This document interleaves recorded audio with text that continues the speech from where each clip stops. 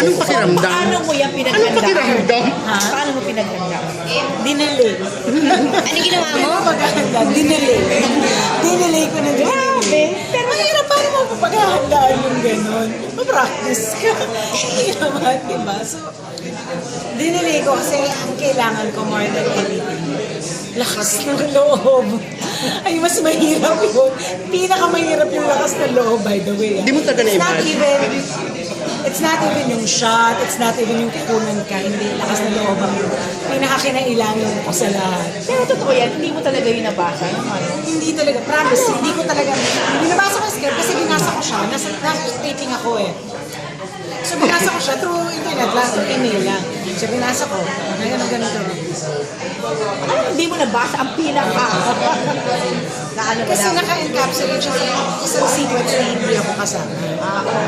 Na hindi talaga, wala akong dialogue eh. Kaya hindi ko siya nabasa. Kaya kanina, parang nag-script reading kami. Nung sinabi, sabi ko, parang hindi ko alam ito. Nandun na kami. Gagawin. Ilang take? Isa lang. Ginawa ko na lahat para isang take lang.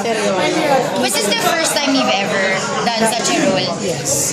No, not the role, ha? The magnitude. The role. The love in itself. Ha? The love making. Yeah. Nag-intibal ka na ba dati? Hanggang ngayon, alam mo hanggang ngayon, habang pinag-usapan natin, nininervous pa rin ako. Sino si Direk na nakapag-compromise Si Liza. sa extent? Nakapag-compromise ka ba? Nakapag-compromise, Nakiusap ka talaga na baka pwedeng tanggalin? Oo naman. Kasi tinatanong ko talaga sa kanya, kailangan mo ba? Because based on what I read, sa pakiramdam ko, hindi kailangan. But then it's not my vision. I'm not the director. I'm not the writer. He has a different vision and he has a different, parang iba yung gusto niya makita. So syempre, para sa akin, baka kailangan. Parang hindi naman kailangan. Syempre, hanggat kaya, pero kung hindi talaga, since hindi talaga, the compromise was, can we do it on the last day? On the last day? On the last day of shooting. Para, siguro, nakilala mo na naman yung mga kasama mo. Medyo get over ka na sa fact na eto yung gagawin mo. Kasi, again, lakas ng loob ang hindi ko talaga alam kung saan ko kukunin ang talaga. Malaking bagay ba na yung eksena mo ay into it sa gano'n? Hindi naman. Actually, hindi naman. I don't think it would have mattered. It's really the scene and the lakas na loob. Yun talaga ang issue rin sa lahat.